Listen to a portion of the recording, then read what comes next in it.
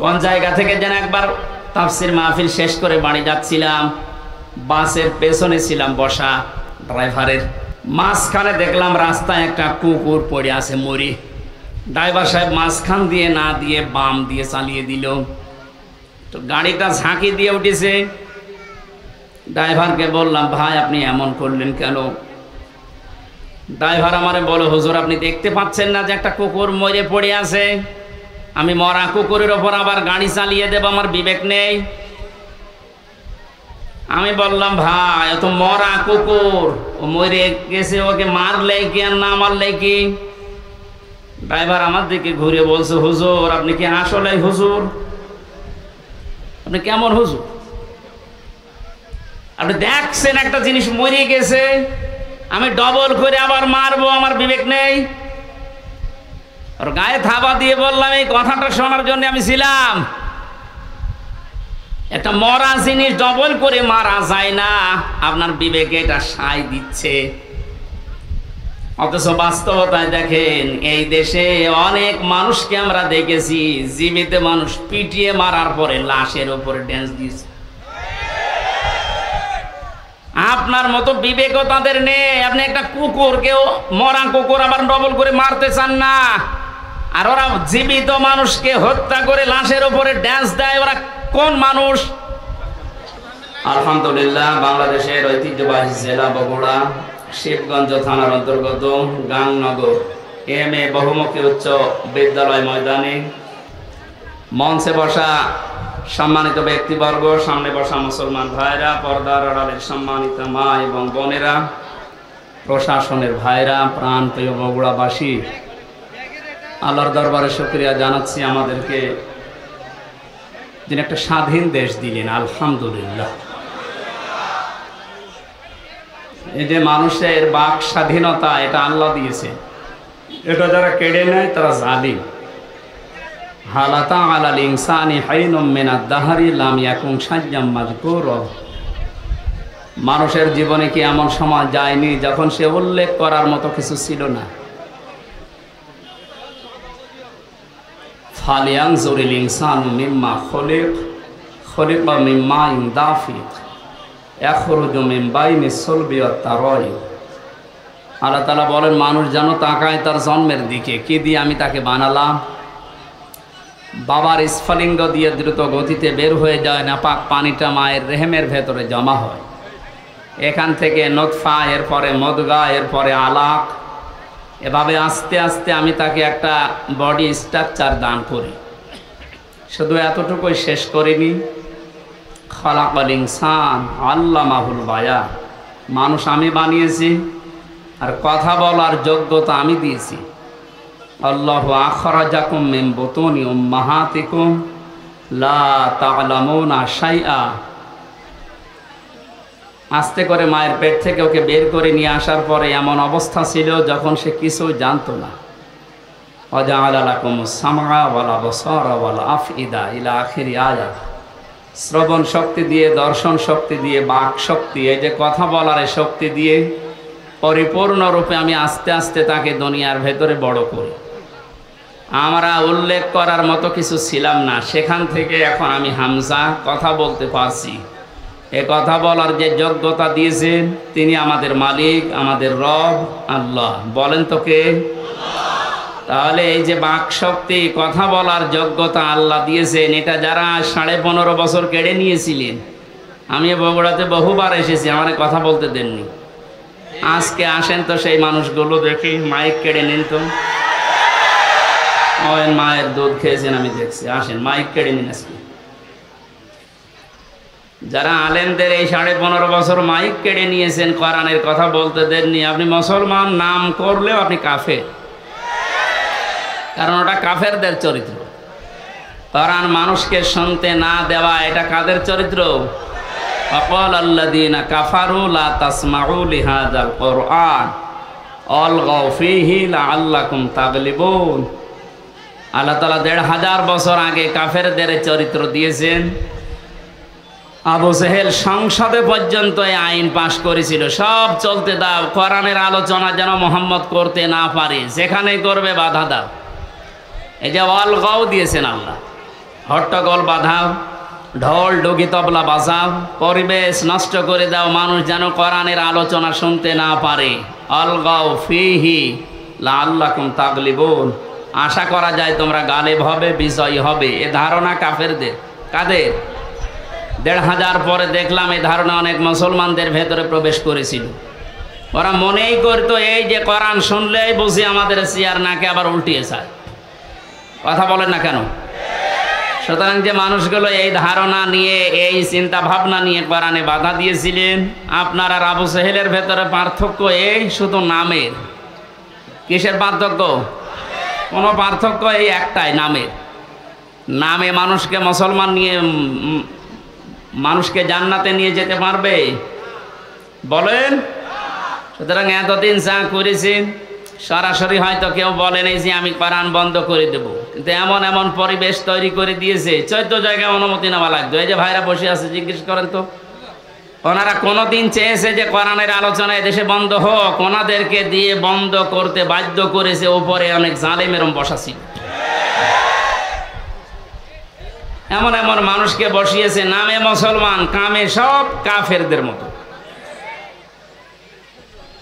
14 জায়গায় যদি অনুমতি নেওয়ার জন্য মানুষ একটা তাফসির মাহফিল করবে, কোরআনের আলোচনা করবে, 14 জায়গায় যদি অনুমতি নেওয়া লাগে, ওর ধৈর্য কোলাবে? শেষ পর্যন্ত হাল ছেড়ে বলবে দরকার নেই, মমতাজকে নিয়ে এসে 5টা জায়গা আনতে দে। সরাসরি কিন্তু বলতো না যে তাফসির মাহফিল হবে না। তো এমন এমন সিস্টেম করে দিয়েছিল মানুষ যেন ও পথে না হাঁটে।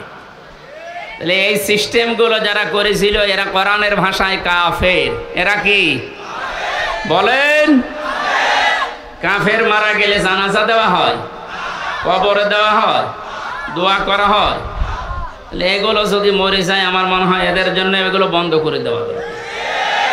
কারণ ও এমনি জাহান্নামে যাবে, ও এমনিতেও জাহান্নামে যাবে। ও যাক, ওরে আরো লাথি দিয়ে ফেলে দিন, যা। সুতরাং এই পরিবেশ আল্লাহ আমাদেরকে যে কথা বলার বাকশক্তি যে আমাদেরকে দিলেন এবং এই কথা বলার যোগ্যতা যিনি দিয়ে পাঠালেন, এটা যারা বন্ধ করেছিলেন আল্লাহ রাব্বুল আলামিন তাদেরকে এখন সব জায়গা থেকে বন্ধ করে দিয়েছে। ইঁদুরের গর্ত এখন তাদের জায়গা নেই। দু একটা উকি ঝুঁকি মারছে, ধরা পড়ছে। কথা বলছে না কেন? কোরআনের জন্য আল্লাহ দেশ এখন ওপেন করে দিয়েছে এবং কোরআন কায়েম হবে, এইটাই সামনে ফাইনাল ইনশাআল্লাহ। আমি কিছু কিছু জরিপ মাঝে মাঝে দেখি, এই যে বিবিসি, এরপরে আল জাজিরা, এগুলো বললে মানুষের মন খারাপ হয়। আপনাকে আমি আশা সঞ্চার করার জন্য বলছি। একটা জরিপ পেয়েছিলাম কিছুদিন আগে, 100 জনের 14 জন এখনো পর্যন্ত জালেমদের দোসর আছে এদেশে। 100 জনের 28 জন মানুষ এখনো পর্যন্ত শুধু খাওয়ার ধান্দায় আছে। 100 জনের 58 জন মানুষ চাইছে এদেশে আল্লাহর কালাম দিয়ে পৃথিবীটা চলুক। এই জরিপ আমি বানাইনি, যারা জরিপ করে তারাই জানিয়েছে। সুতরাং 100 জনের 58 জন যখন এই 1-1.5 মাসে তৈরি হয়ে গেছে, আশা করছি আল্লাহ এই দেশকে কোরআনের হাতে তুলে দেবেন ইনশাআল্লাহ। এই দৃশ্যটা যেন আমরা চর্মচোখে দেখতে পারি, সে আকাঙ্ক্ষা আল্লাহর কাছে করছি। আল্লাহ তুমি কবুল করো, আমিন।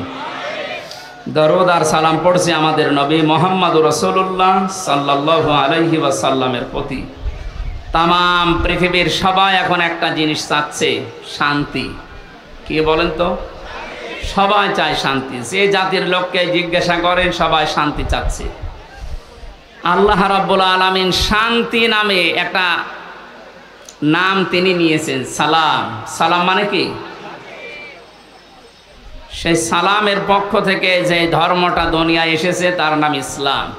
ইসলাম মানে শান্তি। ইসলাম মানে কি? এই আসল শব্দ সিলমন বা সালমন, সুখ শান্তির যে বিষয় আল্লাহ ইসলামের ভেতরে রেখেছেন। সুতরাং এদেশে আমরা 96% মুসলমান, অন্যান্য ধর্মের লোকেরা যারা আছেন 4%। সবাই যদি ইসলামকে নিয়ে আসতে পারি, কাঙ্ক্ষিত মানের শান্তি এদেশে আমরা দেখতে পারবো ইনশাআল্লাহ। এদেশে মসজিদ যেমন পাহারা দেওয়া লাগে না, 3.5 লাখের উপরে মসজিদ আছে, পাহারা দেওয়া লাগে? আরো জোরে বলেন। মসজিদ যেমন পাহারা দেওয়া লাগে না, ইসলাম এদেশে যদি এসে যায় মন্দিরও পাহারা দেওয়া লাগবে না।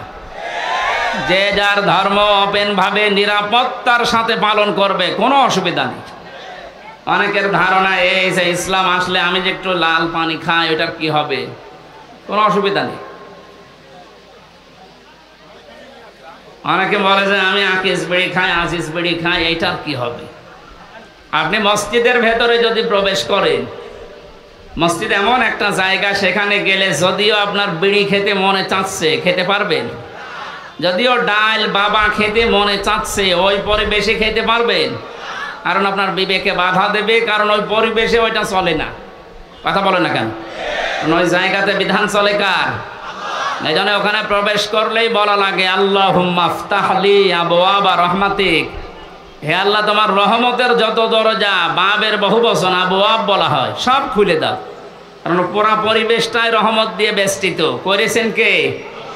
ওখানে আল্লাহর বিধান চলার কারণে যদি পুরা এরিয়া আল্লাহ রহমত দিয়ে ভরপুর করে দেয়, এই ৫৬,০০০ বর্গ মাইলে ওই আল্লাহর বিধান যদি কায়েম হয়, ১০০ ভাগ আমরা বিশ্বাস করতে পারি ৫৬,০০০ বর্গ মাইল মসজিদের মতো নিরাপদ হয়ে যাবে। এরকম জায়গায় আপনার আর লাল পানি খেতে মনে চাইবে না। কথা বলেন না কেন? এক লোক ওয়াজ শোনার পরে বলেছিল, হুজুর জান্নাতে নাকি সব পাওয়া যায়, ওয়ালাকুম ফিহা মা তাশতাহি আনফুসুকুম ওয়ালাকুম ফিহা মা তাদদাউন। মনের ভেতরে কামনা বাসনা যা আছে সব নাকি পাওয়া যায়। যে বিড়ি পাওয়া যাবে, হ্যাঁ বিড়িও পাওয়া যাবে, কিন্তু বিড়ি খাওয়ার মতো মন আপনার থাকবে না। ও নাপাক জিনিস খাওয়ার মতো মন আপনার তৈরি হবে না। জাহান্নামের যে 7টা খাবারের কথা আছে, তার প্রথম নাম্বার খাবার হচ্ছে আগুন। নাম কি? বলেন বলেন। বিড়ি যেটা দিয়ে খায় ওটার নাম কি? তা আপনি কি জাহান্নামের খাবার খেতে পারেন? আমার মনে হয় বগুড়াতে বিড়ি খাওয়া লোক, সিগারেট খাওয়া লোক নেই নাকি? যদি থাকেন আপনি এই বদ অভ্যাস ছেড়ে দিন। দেবেন তো? কারা বিড়ি সিগারেট ছেড়ে দেবেন দেখে হাত তোলেন তো। ও আপনার এই এলাকায় আছে, বোঝা যাচ্ছে। খান, আস্তে আস্তে ছেড়ে দেবেন ইনশাআল্লাহ।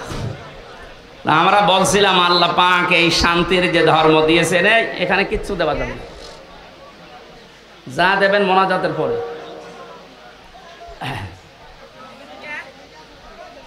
শান্তির জন্য আজ বিভিন্ন ধান্দা করা হচ্ছে, বিভিন্ন জায়গায় আমরা ধর্ণা দিচ্ছি।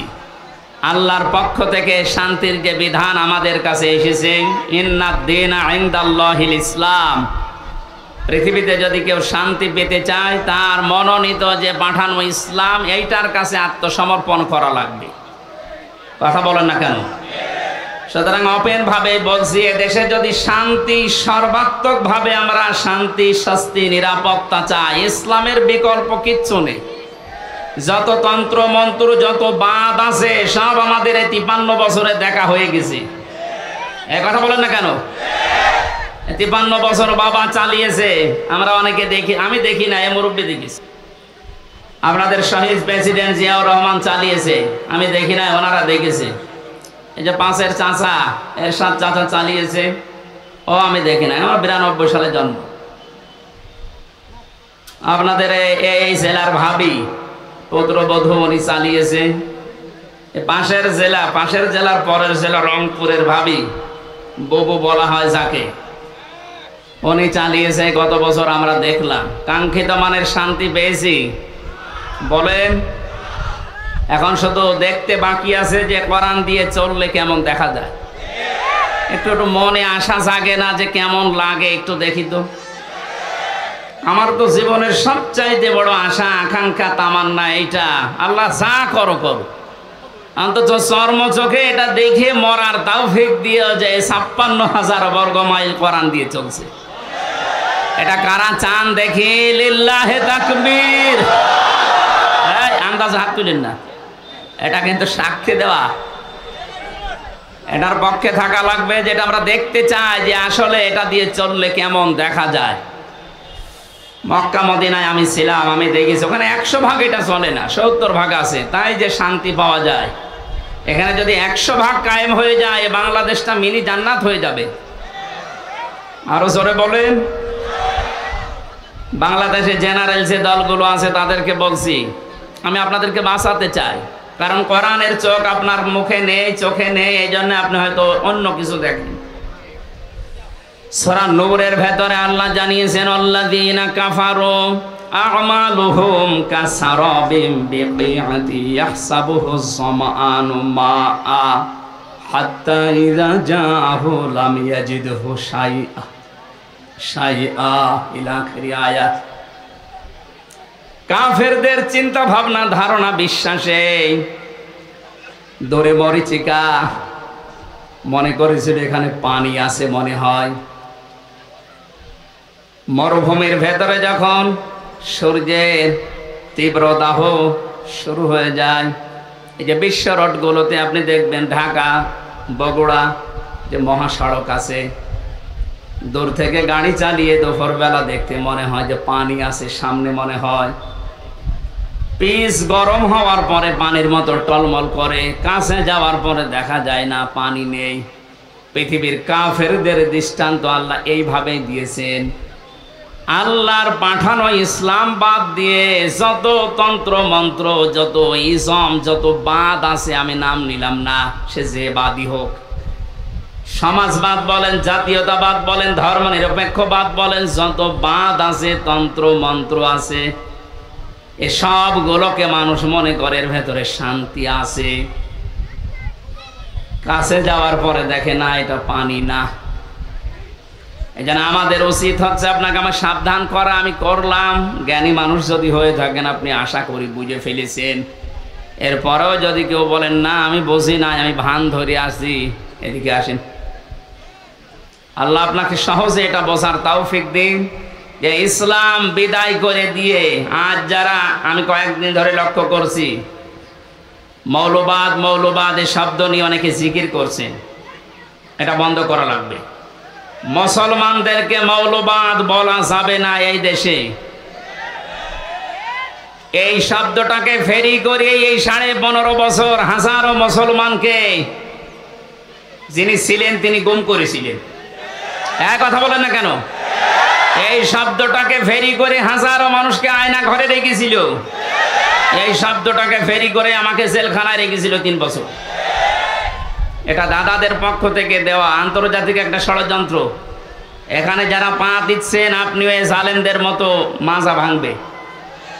সুতরাং এই শব্দ যেন কোনো মুসলমানের আগে পরে লাগানো না হয়, যেন আমরা মৌলবাদ চাই না। তা আপনি কি চান? মৌল শব্দ এসেছে মূল থেকে। মূল মানে এ পৃথিবীর মূল আমার আল্লাহ। এক কথা বলেন না কেন? মূল হচ্ছে নবীজি। আল্লাহ নবী যদি না থাকে এতে থাকবে কি? সুতরাং এই পৃথিবীতে মৌলবাদ, এটাকে যদি কেউ গালি দেয় সে যেন সরাসরি আল্লাহকে গালি দেয়। গালি হিসাবে এটা ব্যবহার করা না। এই ফেরি আর করা যাবে না। আপনি ষড়যন্ত্রে পা দিয়ে আবার না জানি কোন বিপদ ডেকে আনতে চাচ্ছেন।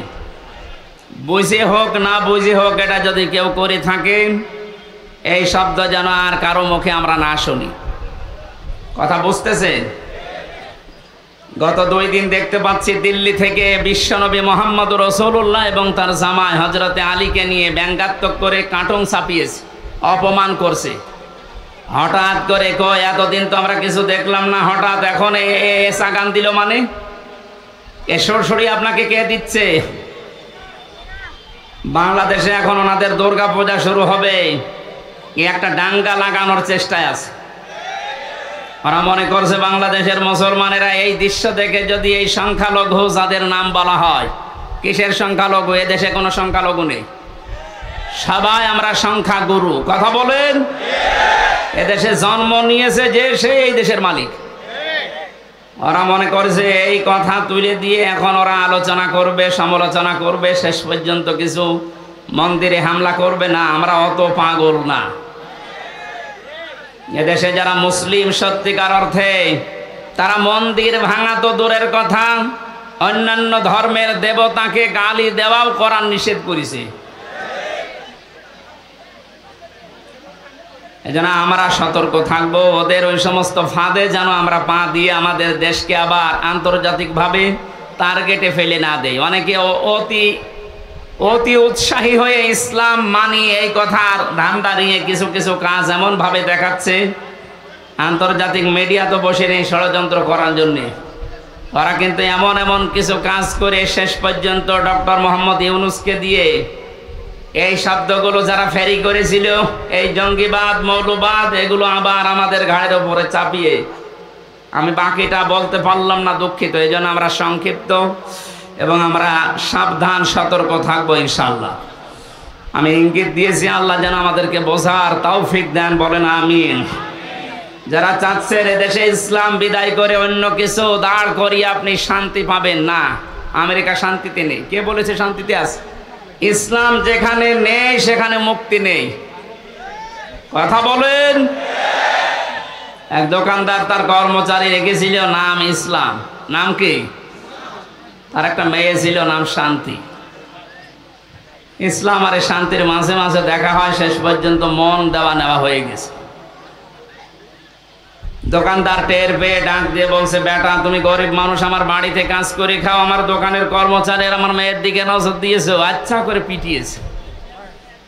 ইসলাম মনে মনে ভাবতেছে, মালিক আমার মেয়ের সাথে মিল করার কারণে আমারে মারধর করলে এই শান্তি কতদিন তোমার বাড়ি থাকে আমি না দেখে দম নেব না। স্টেশনে বগুড়া এসে কল দিয়েছে, শান্তি তুমি কোথায়? বসে বাড়িতে। সাজগোজ করে চলে আসো, আজকে পালানো লাগবে। ইসলামের কথা মতো শান্তি সব কিছু নিয়ে পালিয়েছে। সকালবেলা এই লোকটা রাস্তায় দৌড়াচ্ছে আর এলাকার মানুষকে বলছে, আমার শান্তি গেল কোথায়? লোকজন বলছে, শান্তি গেল কোথায় মানে? যে আমার মেয়ে শান্তিকে আমি খুঁজে পাচ্ছি না। লোকজন ডাক দিয়ে বলে, বেটা তোমার দোকানে সে কর্মচারী ইসলাম কোথায়? ওকে তো আমি মারধর দিয়ে বের করে দিয়েছি। মানুষজন বলে, তুমি কি মাথা খারাপ না পাগল? ইসলাম মারধর ধরে বের করে দিলে এখন শান্তি তালাশ করো? ইসলাম যেখানে আছে শান্তি ওখানে গেছে। এইটা আজ যারা বের করে দিতে চাচ্ছেন, এইটা বের করে দিলে এসে আর কিছু থাকবে না। কারণ এখানে ৯৬% মুসলমান। কত ভাগ? নামাজ কালাম কম পড়তে পারি, কিন্তু আল্লাহ রসুলের বিরুদ্ধে আমরা এ দেশে অন্তত ৯৬% মানুষের কেউ নেই। কথা বলে ঠিক কিনা? আল্লাহ আমাদেরকে সম্মতি দিন, বলেন আমিন। কোরআনে কারীম থেকে আমরা সূরা আনআমের ৮০, ৮১, ৮২ এই আয়াতগুলো তিলাওয়াত করেছি। আমি এত লম্বা কথা কোনো জায়গায় বলি না, বেশি হয়ে গেছে। আজকে সংক্ষেপ করছি আলোচনাটা, শুধু শিক্ষাগুলো নিয়ে আসার জন্য। খুব খেয়াল করে শুনবেন। আল্লাহ রাব্বুল আলামিন হযরত ইব্রাহিম আলাইহিস সালামের এবং তার বাবার কিছু কাহিনী এখানে তুলে ধরেছেন। শিরিক এবং ঈমান, এটা সেই পৃথিবীর লগ্নের পর থেকে আরম্ভ হয়েছে এই দুইটার সংঘর্ষ। কোন মানুষ যদি শান্তি, স্বস্তি, নিরাপত্তা চায়, সে যেন তার বিশ্বাসের সাথে অন্য কিছুকে যোগ না করে। এটা যারা যোগ করেছে, যুগে যুগে তাদের শান্তি, স্বস্তি, নিরাপত্তা হারিয়ে গেছে। আর যারা তাদের ইমানের সাথে জুলুমকে, শিরিককে মিশ্রিত করেনি, আল্লাহ তাদেরকে শান্তিতে রেখেছে। যে মানুষগুলো আজ আল্লাহর বিধানের সাথে, আল্লাহর শক্তির সাথে, পাওয়ারের সাথে অন্য কাউকে শরিক করে বুক ফুলিয়ে বেড়ানোর চেষ্টায় আছেন, আপনি কি মনে করেন? আপনি বাতিলের পক্ষে, আল্লাহর বিরুদ্ধে অবস্থান নিয়ে কোনো ভয় নেই, চিন্তা নেই, আর আমি আল্লাহর পক্ষে অবস্থান নিয়ে ভয় করব, আপনি এই কথা মনে করেন? আল্লাহ ওইটা আমাদেরকে শুনিয়েছেন। রব্বুল আলামিন বলেন, কাইফা আখাফু মা আশরাকতুম ওয়া লা তাখাফুনা আন্নাকুম আশরাকতুম বিল্লাহি মা লাম ইউনাজ্জিল বিহি আলাইকুম সুলতানা। ১৫০০ বছর আগে আয়াতটা নাজিল হয়েছে। আমি আয়াতের তাফসীর যখন পড়ি আমার মনে হয় বাংলাদেশ দেখি আল্লাহ এই মাত্র নাজিল করেছে। এদেশে বহু মানুষ আজ ইসলামপন্থী যারা, এদের কথাগুলো তারাও বোঝে, তারাও দেখে এদের কাজ কারবার। দেখার পরেও মানুষগুলো না দেখার মনে হয় ভান করে থাকে। এরা চায় আল্লাহর একাত্মবাদ, আল্লাহর ওয়াহদানিয়াতকে দেশে প্রতিষ্ঠা করতে। আর মানুষগুলো আল্লাহর বিপক্ষে অবস্থান নিয়ে আল্লাহর আইনের বিপক্ষে নতুন আইন তৈরি করে শিরিক করে আর বুক ফোলাতে। আল্লাহ তাআলা নবীজিকে দিয়ে বলাচ্ছেন, হে নবী আপনি এই কথাটা মানুষকে জানানো, কাইফা আখাফু, কেমন করে আমি ভয় করি, মা আশরাকতুম, যা তোমরা শরীক করো, ওয়ালা তাখাফুনা আন্নাকুম আশরাকতুম বিল্লাহ, তোমরা আল্লাহর সাথে শরীক করে তার সাথে অংশীদার স্থাপন করে ভয় করো না। আর আমরা আল্লাহর একত্ববাদ এই দুনিয়ায় প্রতিষ্ঠা করতে গিয়ে ভয় পাবো কোন কারণে? তোমাদের পক্ষে কোনো দলিল নেই, সব মন গড়া কথা। আর আমি যেটা করতে চাই এটার পক্ষে আমার আল্লাহর পক্ষ থেকে দলিল আছে। শান্তি, স্বস্তি, নিরাপত্তা এইটা দেওয়ার একচ্ছত্র মালিকানা দুনিয়ার কেউ না। কার বলেন তো? ফাইজুল ফারিকাইনে আহাক্কু বিল আমনি, এই দুই দলের ভেতরে নিরাপত্তা পাওয়ার জন্য সবচাইতে বেশি হকদার কারা? ইন কুনতুম তা'লামুন, যদি তোমাদের জানা থাকে বলো দেখি। এ প্রশ্ন ছুড়ে দিয়ে আল্লাহ নিজেই জবাব দিচ্ছেন, আল্লাযীনা আমানু ওয়া লাম ইয়ালবিসু ঈমানাহুম বিযুলমিন উলাইকা লাহুমুল আমনু ওয়া হুম মুহতাদুন। এই পৃথিবীতে শান্তি, স্বস্তি, নিরাপত্তা এ শব্দটা তাফসিরে বারবার আমি লেখা পেয়েছি, এই জন্য উচ্চারণ করছি। তামাম দুনিয়ার মানুষ কিন্তু এইটাই চায় যে আমি শান্তিতে থাকতে চাই, আমি স্বস্তি চাই, আমি নিরাপত্তা চাই। আল্লাহ বলেন এটা আমি শুধুমাত্র নির্ধারিত করে দিলাম তাদের জন্যে যারা দুনিয়ায় ঈমান আনে। জোরে বলেন সুবহানাল্লাহ। প্রশ্ন আসতে পারে আমার তো ঈমান আছে, তারপর আমি শান্তি পাই না কেন? না, ঈমান যদি কেউ আনে, পরবর্তী শব্দ হচ্ছে ওয়ালাম ইয়ালবিসু ঈমানাহুম বিযুলমিন, সেই লোকটা যেন তার ঈমানকে জুলুমের সাথে মিশ্রণ না করে। আজ এই 15.5 বছরের দিকে আমরা তাকিয়ে দেখছি, অনেক উন্নয়ন আমাদের চর্মচোখে দেখানোর চেষ্টা চালানো হয়েছে, কিন্তু মানুষগুলো ঈমানের সাথে জুলুমকে, শিরিককে মিশ্রিত করার কারণে আল্লাহ শান্তি, স্বস্তি, নিরাপত্তা সব উঠিয়ে নিয়েছে। আমার কথার অর্থ বোঝেন? সুতরাং আমাদের ঈমান আছে, তখন আমরা শান্তি পাবো যে সময় আমাদের ঈমানের সাথে নিরাপত্তা, স্বস্তি ফিরে আসবে। ওই সময় আমাদের ঈমানের সাথে যখন জুলুম মিশ্রিত না হবে। 15.5 বছরে যে প্রকার জুলুম হয়েছিল তার একটু বাস্তব উদাহরণে আয়না ঘরটা। দুনিয়ার আমি কিচ্ছু বাদ, সব কিছু বাদ দিয়ে দিলাম, শুধু এতটুকু যদি আপনার বিবেক থাকে ভাবেন তো, একটা মানুষকে 1 দিন 2 দিন 5 দিন না, একটা জীবিত মানুষকে 8 বছর মাটির নিচে 3.5 হাত ঘরের ভেতরে, কোনো আলো বাতাস, কোনো শব্দ নেই সেখানে। আমি নিজেও 10 দিন ছিলাম। 8টা বছর মানুষকে ওখানে রেখে দিয়েছে, যার ইশারায় যে মানুষগুলো এর সাথে জড়িত। মাঝে মাঝেই ভাবতাম আল্লাহ যারা আমাদেরকে পাহারা দিয়ে গেল, এরা বাড়িতে যে ঘুমায় কি করে? এত বড় ভয়ঙ্কর, এত বড় কঠিন জায়গায় ওরা তো দেখে গেল, পাহারা দিয়ে গেল। আমার সাথে একজন ছিল জেলখানায়, মুফতি ফখরুল ইসলাম। উনি আমার মাঝে মাঝে বলতো, হামজা ভাই, আমরা যখন এই আয়না ঘরে নিয়ে যাই, এই পায়ের ভেতর দিয়ে আমার হাত লাগিয়েছে, পায়ের ভেতর দিয়ে হাত লাগিয়ে সামনে যে লোহার রড দেওয়া ছিল, এই খাঁচা, লোহার এই খাঁচার সাথে হাত দিয়ে সামনে আমার তালা লাগিয়ে দিয়েছে। 1টা 2টা দিন না, 3 মাস একাধারে এইভাবে রেখেছে। তাও 24 ঘন্টা শুধু 1.5 মিনিট 2 মিনিট সময় দিত টয়লেট করার। খাবার যা দিত মাঝে মাঝে মনে হচ্ছে খাবার কেউ মাখিয়ে দিয়েছে।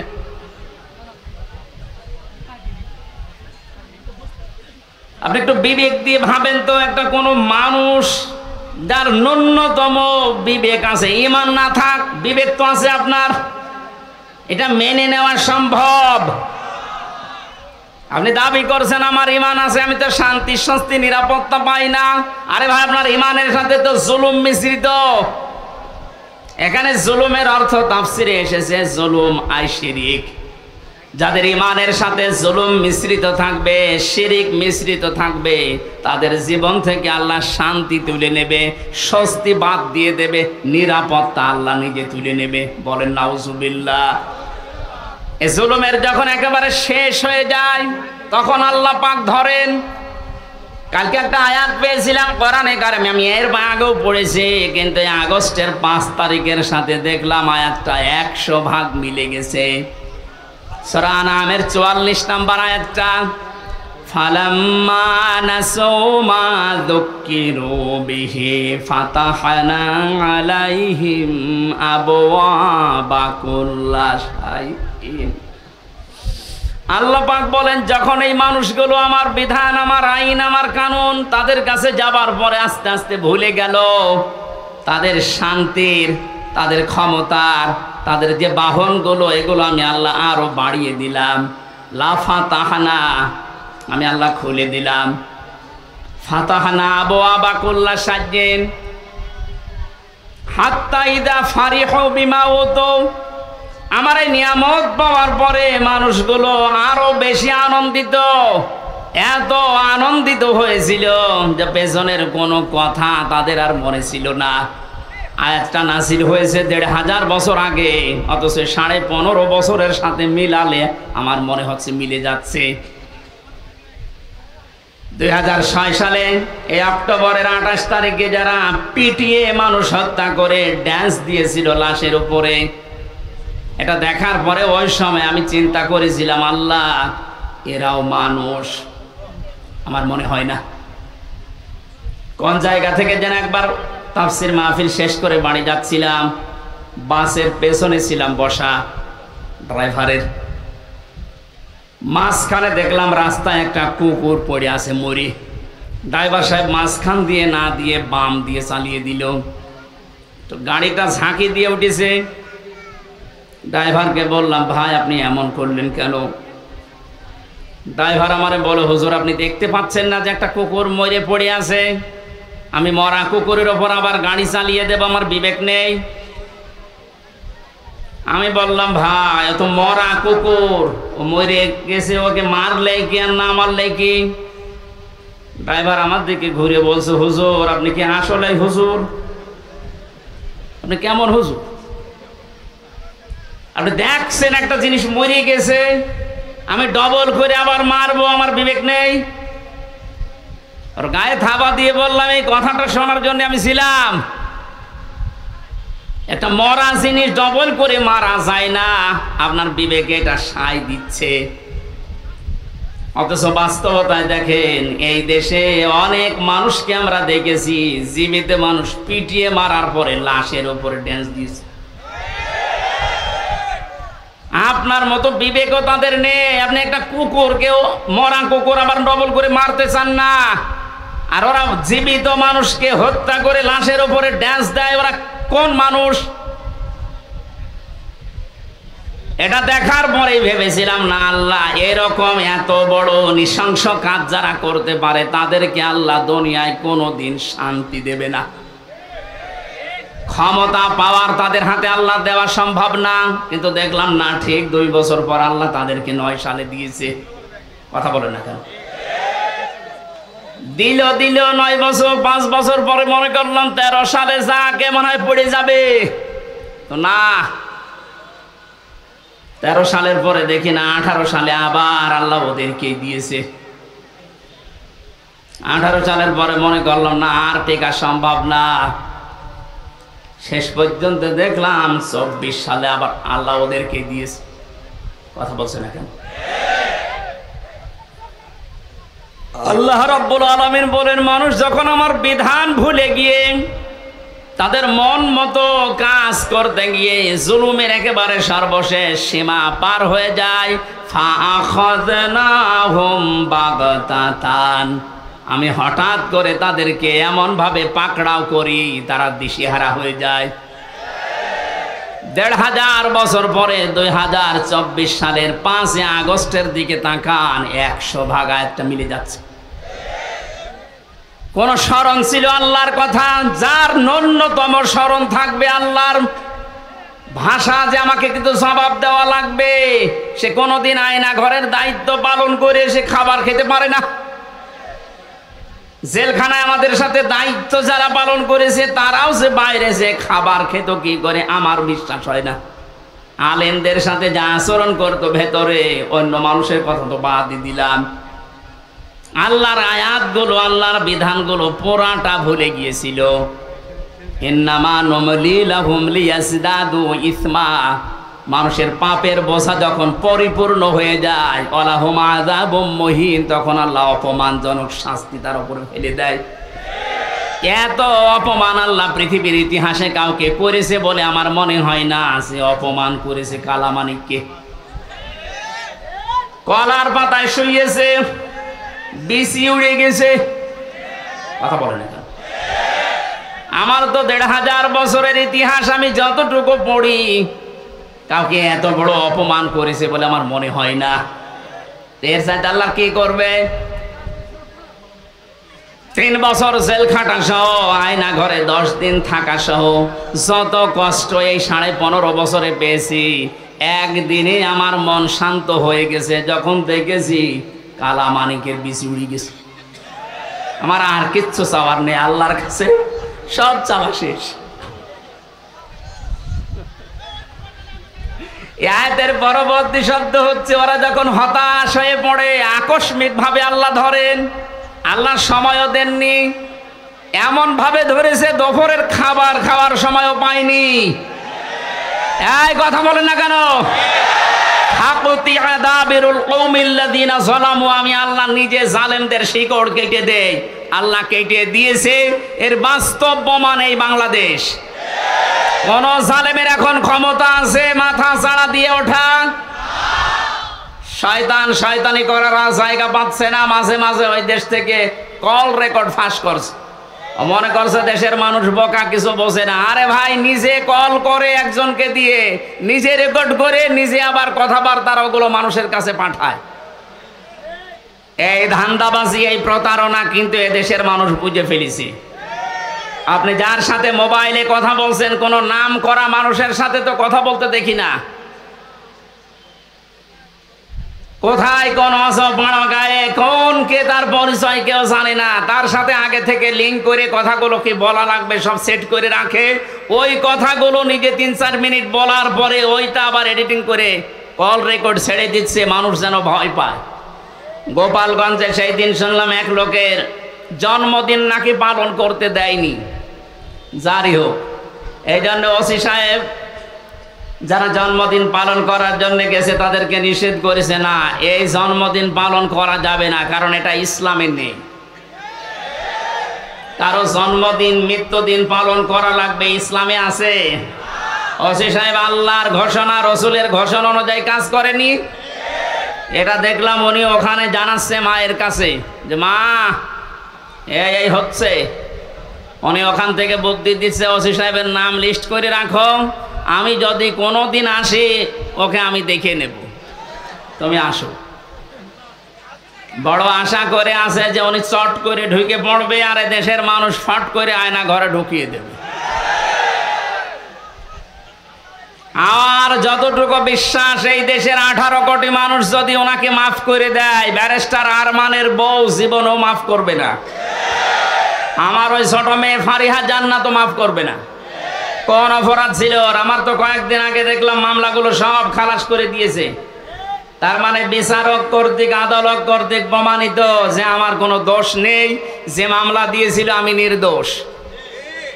আমি চাই এই দেশে যে মানুষগুলোকে দিয়ে জুলুম করানো হয়েছে, মামলার আয়ু থেকে শুরু করে একেবারে ওই পালানো পর্যন্ত, যারাই জড়িত ছিল, এ দেশের 1 লাখের উপরে মানুষ এখন জেলখানায়। তার 100 জনের 70 জনই কিছু জানে না, আন্দাজে জেল খাটতেছে। যারা 2 বছর 5 বছর 10 বছর পরে নিরপরাধ প্রমাণ হয় যে কোনো দোষ নেই, তখন ছেড়ে দেওয়া লাগে। সুতরাং এই মানুষগুলো আমি চাই যারা এই জুলুমের সাথে জড়িত, একটা মানুষকে জেলে দিলে তার পরিবারের সব ধ্বংস হয়ে যায়। আমার 2টা মেয়ের খোঁজ 3 বছরে কে নিয়েছে? আমার ম্যাডামের, আমার মা বাবার। প্রত্যেক মাসে মাসে তো মামলা তুলতে আছে, 33 বারের উপরে আমার মামলা তুলিছে। তো জামিন দেয়নি, অথচ সেই বিচারক এই কয়েকদিন আগে পুরাটা খালাস করে দিয়েছে। মামলাটা হাতে নিয়ে আমার সামনে তো চেয়েছিলাম, আমি কি বিচার করবো, এর ভেতরে কোনো মাল নেই, যা। আমি বলতেও গেলাম যে স্যার মাননীয় আদালত, এই মামলা তো 3 বছর আপনার হাতে ছিল, তখন তো বলেননি, এখন বলছেন কোনো মাল নেই, কি দেখে বিচার করব?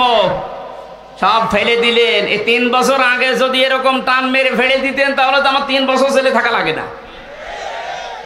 এইটাই বলতো যে হুজুর আমার কিছু করার নেই, ওপরের নির্দেশ, হাত বাঁধা ছিল। কথা বলে না কেন? কথা বলে না কেন?